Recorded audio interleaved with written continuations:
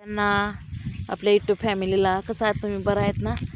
आता आपल्या गव्हाला काही पाणी सोडलं या मस्तपाशी असं पिंक कलरनं पाणी सोडलं या आणि आबाळ तर आलं आहे पण काय पाऊस तर येणार कुठं झाले काय माहिती. पाऊस का ढगफुटी झाल्या काय माहिती. एवढं असं आबाळ आलं आहे पण पाऊस तर काय आलं नाही आणि नाही पण आलेलं चांगलंच आहे कारण बागसनी ह्यासनी असं आपल्या शाळाला ही जरा ते घातिकच आहे ती त्यामुळं नाही आलेला चांगला आहे. असं पाणी तर सोडता येते.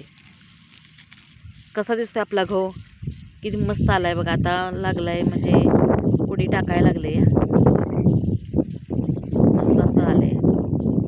तुम्हाला दिसते का पाणी काय असं पिंक कलर चालू आहे पाण्याचं.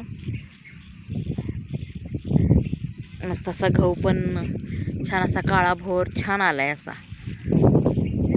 त्याची उंचीच वाढलेली नाही गव्हाची का तर रान असं खडकाचं असल्यामुळं उंची काही वाढलेली नाही गव्हाची आपल्या.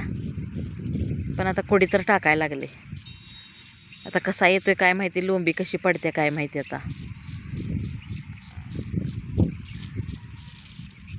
हे रानाला कसं शेणखत पण नाही ना त्यामुळं असं आपला गहू दिसायला लागले. पण चांगला आहे तरी पण आज आपण रसायन खत पण टाकून घेतलंय त्यामुळं काय नाही. उंची वाढली तर वाढल कोडी पण चांगली टाकल. चला मग कसं आहे तुम्ही बरं आहेत ना. आबाळ तर असं आले ना भरून थंडीच वाजायला लागली बघा. ही भुजावणं पण करून लावले हो काही किती मस्त असं झालं असं पाणी थोडं स्प्रिंकलरनं. कारण एवढंच पाणी आता हे स्प्रिंकलरनं द्यायचं नंतर पाणी असं आपण पाटानंच द्यायला पाहिजे कारण हे पाणी असं म्हणजे कुड्या मोडतील ना त्यामुळं आपण असं स्प्रिंकलरनं हे एवढं पाणी द्यायचं आणि नंतर पाटानं आपण पाणी सोडायचं. आणि हरभरा पण खूप छान आलेला आहे आपला.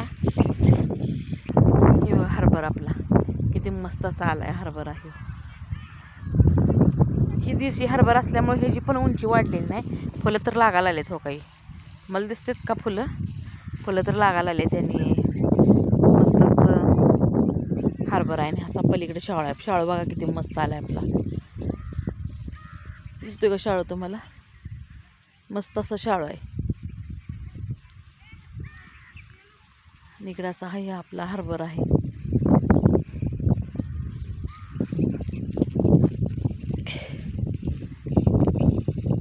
स्प्रिंकलरनं पाणी पण बसतंय छान आणि खडकाचं रान असल्यामुळं लगेच पाणी जिरते त्यामुळं म्हटलं आधी स्प्रिंकलरनं द्यावं आणि नंतर आपण भुईपाटाने पाजावं. म्हणून आता हे स्प्रिंकलरनं एवढं काही शेवटीचंच पाणी आता हे आपल्याला स्प्रिंकलरनं द्यायचं आहे. त्यामुळं मस्त असं पाणी पडायला आले हो काही. चला मग बाय सर्वांना. घ्या काळजी. आबाळ तर आलेलाच आहे. पाऊस तर काही इकडं नाही येत. 2-3 दिवस झाला असं आबाळ तर करायला लागले. झालं की नाही तुमचं जेवण वगैरे. आमचं तर जेवण झालं बघा. आता वाजून गेलेत बघा 12 तर वाजलेत. पण असा गारटा आहे थंडीत असं गारटा असल्यावाने काय करायचं मग. चला मग बाय सर्वांना.